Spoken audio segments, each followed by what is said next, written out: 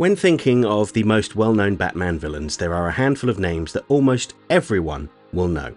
The Joker, the Penguin, the Riddler, and the subject of today's animated comparison video, Catwoman. As Batman's premier female villain, Catwoman has appeared in almost every major animated Batman show since the 1960s. Of all the villains, she's probably portrayed in the most consistent way, with mostly visual changes rather than new motives or characterization. Most of the time she's a thief, sometimes she's morally grey, and every now and then she's a romantic interest for Batman. The very first animated version of Catwoman appeared in a show called The Adventures of Batman in 1968. Aside from the name Catwoman and the fact that she occasionally meowed, there wasn't really anything all too cat-like about her. In one episode, she sent Batman and Robin a cat that emitted a radio signal that she could track, letting her know when Batman and Robin were on the way, but she didn't actually seem to like the cat very much. There's also the fact that her outfit was a green one-piece with a white eye mask, which was one of the costumes from the comic books at the time. It's a shame they couldn't mimic Julie Newmar's outfit from the then insanely popular TV series. But solid black outfits can be tricky to animate, especially in low-budget shows like this. But I digress. The next version of Catwoman appeared in 1977's The New Adventures of Batman. Once again, she was a generic thief, but she had access to some astonishing cat-themed technology, like her Catmobile, a submarine, and even a rocket. If she could afford all those gadgets as well as employing two assistants, it begs the question of why she's committing petty theft, perhaps to fund this lavish lifestyle. Either way, she was once again a generic thief in this show, and frankly, not that interesting. I think that her most prominent episode involved her impersonating Batgirl to steal a new device that could turn waste material into high-quality fabrics. She took the device with the aim of creating the finest fashions and selling them en masse at a convention centre. However, the power of the machine overwhelmed her, causing her to crash her rocket. This was another episode that showed Catwoman's frankly insane arsenal, specifically her cat missiles that she used to chase holograms of the Batcopter around Gotham. One thing I did find interesting about this version is her character design. She forewent the costume of that time period and instead wore a yellow and orange leotard with a black domino mask.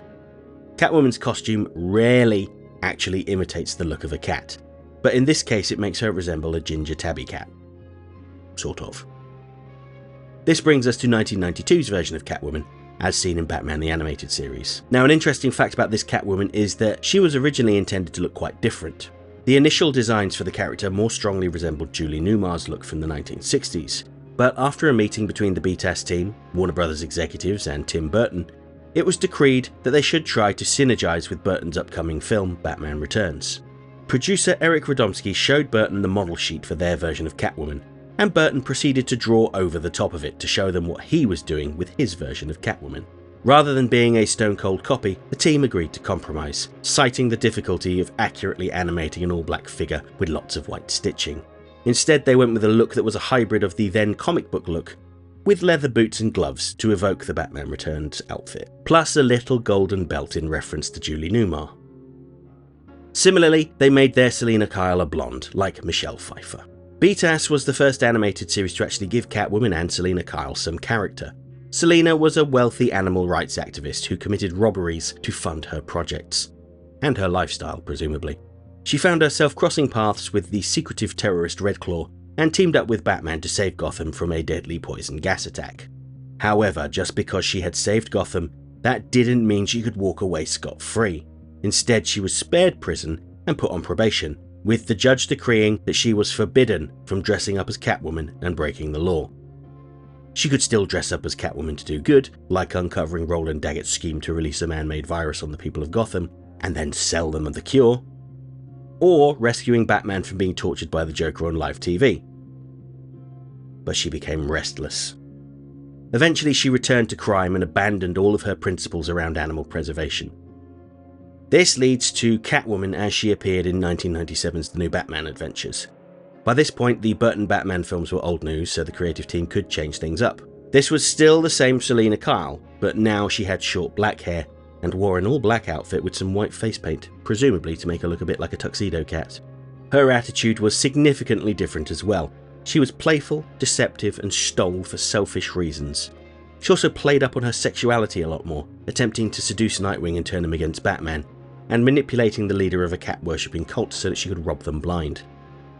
There were no noble motives, but she still loved cats, even massive mutant saber-toothed tigers that were grown in a lab.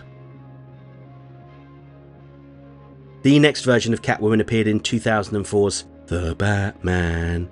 In terms of her character, she was fairly similar to the version seen in the new Batman adventures, a flirty thief that could sometimes be an ally of Batman's. Her costume took inspiration from the late Darwin Cook's comic book redesign, with a leather bodysuit and goggles, although this design plays up the cat motif with large ears. I found it interesting that this Catwoman, while being a flagrant criminal, very rarely appeared as the villain in the show. Her episodes almost always featured other villains for her to team up with Batman against: the Penguin, the Joker, Ragdoll, and the entire Rogues Gallery plus Rumour. I guess that was because they had presented her as sort of a Robin Hood style figure, robbing from the rich at night, raising money for charity during the day. She wasn't intended to be an outright villain, more of an anti-hero. Despite being one of Batman's premier villains, she only appeared a handful of times, and most of those appearances are in the first 2 seasons. She wasn't in Season 5 at all, presumably because a sultry anti-hero didn't really fit in with the more child-friendly tone of those later seasons. After over a decade of depicting Catwoman in a more modern style, 2008's Batman the Brave and the Bold revisited Catwoman's earliest appearances. Their Catwoman takes a lot of cues from the Golden Age version of the character. She's sultry, a little bit risque, but still appropriate for all ages. Very much like the show itself. Catwoman is kinda sorta maybe a little bit interested in a relationship with Batman, even though she knows that the two are incompatible. It's also worth noting that Catwoman has 2 distinct looks in this show. Firstly, the purple outfit with the green cape, ripped straight from the Golden Age comics, and later on the blue and red number from the Silver Age, although I am less keen on that one. I often feel like I should skip over the Brave and the Bold when talking about villains, given that the show was very focused on Batman and the supporting cast of other DC heroes. Likewise, the show wasn't about humanising the villains, making them compelling, tragic figures. That had been done to death by this point. It was a celebration of old-fashioned comic book fun. There were other shows in a similar vein, the various incarnations of DC superhero girls for instance. This was a show designed with young girls in mind. The roster of heroes were students at Superhero High, and they got up to all sorts of mischief. Their Catwoman was a kleptomaniac that couldn't help herself from stealing. A later version of the show presented Catwoman as a cross between the Beat-Ass Catwoman and Eartha Kitt's Catwoman from the 60s show, which I thought was pretty cool. Likewise, Catwoman can sometimes be seen in Teen Titans Go, another show I unironically love, but she doesn't have a prominent role. 2020's Harley Quinn series is another comedy show that is more adult-centric. Well, it had sex and swearing in it, but it's hardly adult. Their version of Catwoman is quite interesting in that she is in a relationship with Batman, but she's not really all that into him. While their Batman is capable, he's often presented as a clueless dolt, and he is the desperate, needy sort of boyfriend. Catwoman is definitely attracted to him, she likes the way he looks and the fact that he's loaded, but he's such a dork in comparison to Catwoman, who is effortlessly cool. She's modelled more on Darwin Cook and Ed Brubaker's version of Catwoman, with that specific leather outfit and goggles, and a little bit of Halle Berry's Catwoman thrown in for good measure. She's an excellent thief, cunning and charismatic, and everyone wants to be around her, even if she's likely to steal their belongings. In the past, she had had a brief fling with Poison Ivy, but ended up abandoning her to steal some gems. Catwoman is flighty and doesn't really care about anyone else, but everyone seems to love her. The latest version of Catwoman appeared in a single episode of the new Batman cartoon, Batman Caped Crusader. Their Catwoman is a down-on-her-luck socialite who commits robberies to fund her lifestyle, after she was inspired by newspaper stories about Batman. Selina Kyle has a reputation in high society for being a thief. It's one of the reasons why Bruce Wayne wouldn't date her, so she decides that if she's going to up her criminal game, she'll need a costume. And she's so utterly unimaginative, it's established that she loves cats and has been collecting strays. So when she picks a criminal name for herself, she picks Catwoman. There's also the fact that it gives strong, let me copy your homework Batman, I promise I'll change it up vibes. She treats being Catwoman as a game and takes glee in being chased by the police. And Batman. She's utterly oblivious to how dangerous her lifestyle choices are, as seen when detectives Flass and Bullock attempt to murder her after she walked free by making a deal with District Attorney Harvey Dent. Despite her perilous situation, she's completely carefree, dodging the police and leaping from rooftop to rooftop. And when she slips up, Batman is there to save her. While other versions of Batman have been tolerant of Catwoman's escapades, so long as she helped them in their mission, Caped Crusader's Batman views her as a criminal who must be punished. He won't allow her to be murdered, but he does whatever it takes to ensure that she is sent to prison. He sets up photographer Eel O'Brien to photograph Catwoman's attempted theft, but also captures himself beating up Bullock and Flass, which turns the public against him. But it was all worth it in his eyes to get Catwoman sent to prison. For such a dark and serious show, Catwoman's story is actually quite humorous in places, especially her interactions with her long-suffering maid Greta. Greta acts as Selina's Alfred, supporting her in her crusade, but she is resentful. Selina hadn't been able to pay Greta for years, so when Selina is finally caught and sent to prison, Greta sells the last of Selina's belongings and pays for herself to go on a long cruise, much to Selina's disgust. I think that out of all of Batman's villains, Catwoman probably has the least interesting motivations.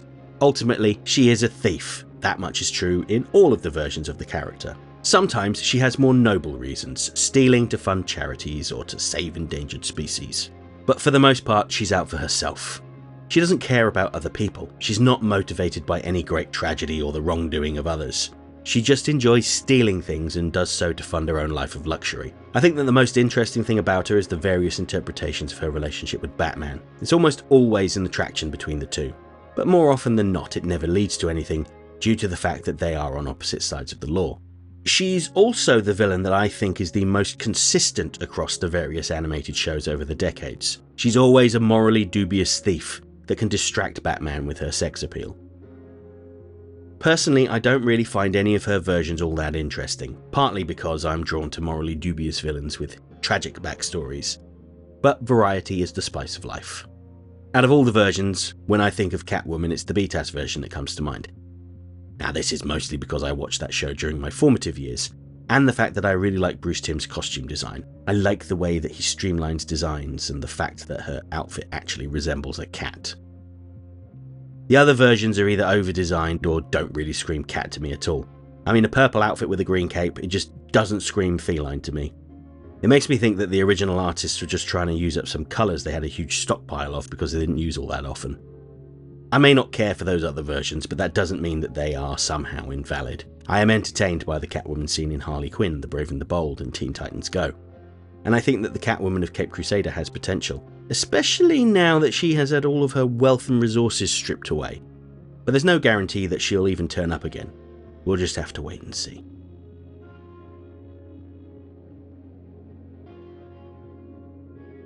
Okay, that's it for this week's essay. If you liked the video, don't forget to like, share, subscribe, leave a comment, tell all your friends about me. You know how YouTube works. If you really enjoyed the video and have the means, please consider making use of the thanks button to send a buck or two my way, because every little helps. I offer channel memberships for $1.99 a month. This will get you early access to my weekly video essay, priority responses to your comments, members-only videos, custom emojis, and an icon on your profile indicating that you're one of my people. And special thanks to my current channel members, who are all listed on the screen right now.